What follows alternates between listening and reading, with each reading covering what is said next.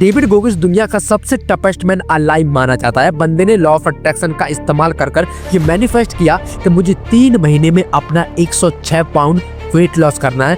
Then वो dream reality में execute हुआ क्योंकि उसने बहुत बार सेल्फ टॉक किया था। Self talk and visualization are 2 keys to my success. यहाँ तक हमारे बॉलीवुड के बादशाह शाहरुख खान ने भी इस चीज का इस्तेमाल किया है और बहुत ही प्यारा डायलॉग ओम शांति ओम मूवी में बोला गया। मैं जब सुबह उठता हूँ तो अगर मैं सुबह सुबह अपने आप को ऐसा ना समझूं तो मैं वो कर ही नहीं सकता, हालांकि मैं बेस्ट नहीं हूँ। अगर किसी चीज को दिल से चाहो तो पूरी कायनात उसे तुमसे मिलाने की कोशिश में लगी। अब ये कितना बड़ा स्कैम है या फिर सच है, इस पर बिलीव तुमको तभी होगा जब खुद तुम इसको अपनी लाइफ में अप्लाई करोगे। बाकी सारी दुनिया के विनर्स ने यानी सक्सेसफुल लोगों ने इसके बारे में बात की है। अब ये तो हमने लॉ ऑफ अट्रैक्शन का इस्तेमाल सिर्फ ड्रीम्स को अचीव करने में किया है, भगवान को पाने में नहीं। क्योंकि लॉ ऑफ अट्रैक्शन का इस्तेमाल कर तुलसीदास जी ने अकबर की जेल में ये मैनिफेस्ट किया था कि उनको मदद के लिए हनुमान जी चाहिए। देन हनुमान जी उनकी मदद के लिए आए थे। हनुमान चालीसा और तुलसीदास जी के बारे में मैंने इस वीडियो में डिटेल में डिस्कस किया है, आप चाहो तो इस वीडियो को जाकर देख सकते हो। अब सवाल यहाँ पर ये उठता है कि लॉ ऑफ अट्रैक्शन कैसे काम करता है और हम इसका कैसे इस्तेमाल करें, जो हमारे ड्रीम्स है उसको कैसे रियलिटी में एग्जीक्यूट कर पाए। तो देखो, लॉ ऑफ अट्रैक्शन को अच्छे से इस्तेमाल करने के लिए मैंने इसको 3 पार्ट्स में डिवाइड किया, जिसमें मैंने डिटेल में समझाया है कि कैसे आप लॉ ऑफ अट्रैक्शन का इस्तेमाल करोगे, कैसे इसका यूज करोगे और कैसे अपने ड्रीम्स को रियलिटी में अचीव कर पाओगे।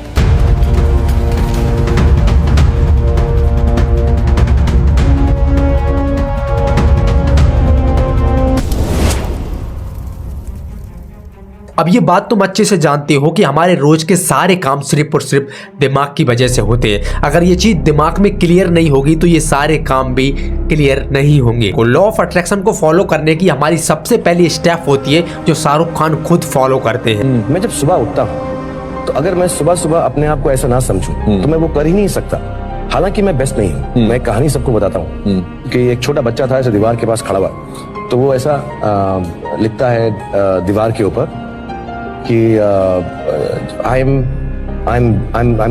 the best। तो ऐसा लिख के वो सोचता है कि यार मेरी जो बहन है यार वो तो वर्ल्ड चैंपियन हो गई है बैडमिंटन में, तो मेरा जो भाई है वो सब डॉक्टर बन गया है फर्स्ट क्लास फर्स्ट होके, let me make it stronger. तो वो उसको मिटा के लिखता है I am the best in the world. तो मैं उस बच्चे की तरह मैं सुबह जब उठता हूँ तो मुझको ऐसा बिलीव करना पड़ता है कि आई एम द बेस्ट।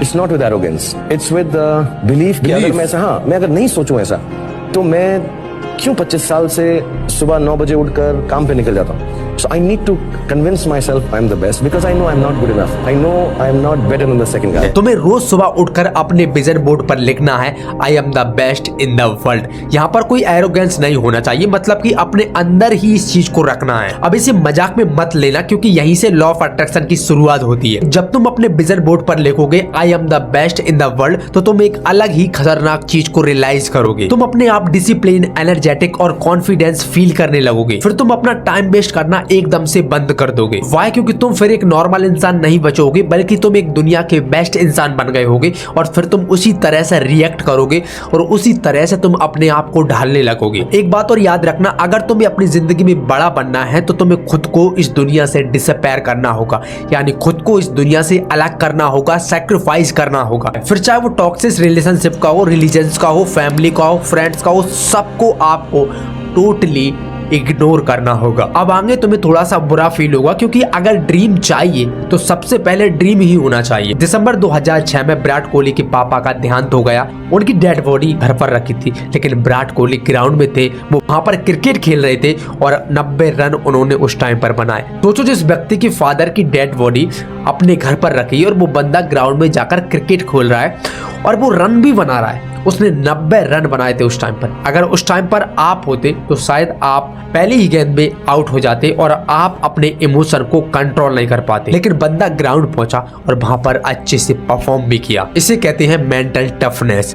अब सवाल यहाँ पर ये उठता है कि हम कैसे मेंटली स्ट्रांग बने जैसे विराट कोहली थे। तो देखो, ये सब कुछ लॉ ऑफ अट्रैक्शन की वजह से हुआ है, रोज विजुअलाइजेशन की वजह से हुआ है। कभी न कभी आपने किसी के भी मुंह से सुना होगा कि कोई भी बड़ा काम 2 बार होता है। पहला एक बार हमारे दिमाग में होता है और दूसरा वो रियलिटी में होता है। अगर आप अपने आसपास की चीजों को देखोगे तो वो आज रियलिटी में आपको दिखाई दे रही है, लेकिन एक टाइम पर वो सारी चीजें अपने दिमाग में थी।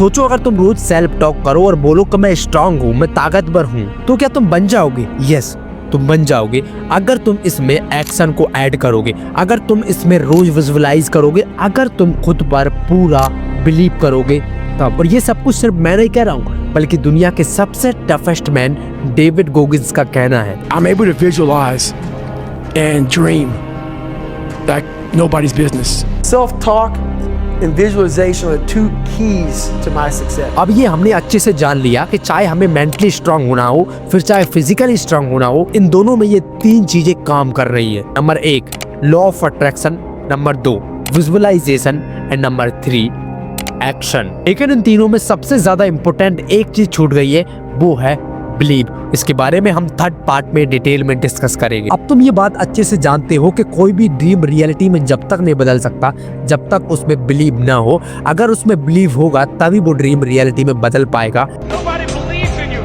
You've lost again and again and again. The lights are cut off, but you're still looking at your dream, reviewing it every day and saying to yourself, it's not over until I win. तो इसलिए believe को समझना बहुत ज्यादा important है। यानी believe, visualisation, action और law की वजह से ही तो हम हनुमान जी तुलसीदास जी को बचाने के लिए आए थे। तुलसीदास जी के बुलाने पर अकबर की जेल में स्वयं हनुमान जी आए थे, सिर्फ और सिर्फ law of attraction, visualisation, action और बिलीव की वजह से। अब सवाल यहाँ पर ये उठता है कि हम हमारे अंदर ऐसा बिलीव कैसे पैदा करें कि हम कई बार फेल होने के बाद भी गिव अप न कर सके।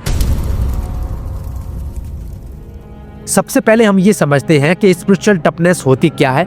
स्पिरिचुअल टफनेस आध्यात्मिक मजबूती होती है, मतलब आत्मा और मन की ऐसी मजबूती जो इंसान के किसी भी हाल में, किसी भी हालत में उसको टूटने न दे। तुम अच्छे से जानते हो, फिर चाहे शाहरुख खान हो, विराट कोहली हो, डेविड गोगिंस हो, ये तीनों कितने भी मुश्किल हालात में टूटे नहीं। और ऐसी हजारों सैकड़ों स्टोरियाज हैं जो कितने भी बुरे हालात में टूटे नहीं। 90s में शाहरुख खान के मॉम डैड की डेथ हो गई और शाहरुख खान के पास बिल्कुल भी पैसे नहीं थे, लेकिन उसके बाद भी बंदा टूटा नहीं। विराट कोहली के पापा की डेड बॉडी उनके घर पर रखी थी, लेकिन विराट कोहली ग्राउंड में क्रिकेट खेल रहे थे। डेविड गोगिंस की अल्ट्रा मैराथन रेस में डेविड गोगिंस की यूरिन से ब्लड आने लगा, लेकिन बंदा टूटा नहीं। उसका शरीर पूरा थक गया, लेकिन बंदा रुका नहीं। स्पिरिचुअल टफनेस का सीधा सा अर्थ है कि हालात कितने भी बुरे हो, हमें हारना नहीं है, हमें टूटना नहीं है, हमें अंदर और बाहर से शांत रहना है और खुद पर विश्वास रखना है। और यही सब कुछ इन लोगों ने किया, इसीलिए आज वो अपनी सक्सेस को अचीव कर पाए। मतलब कि लॉ ऑफ अट्रैक्शन जब काम करता है, जब तुम रोज सेल्फ टॉक करते हो,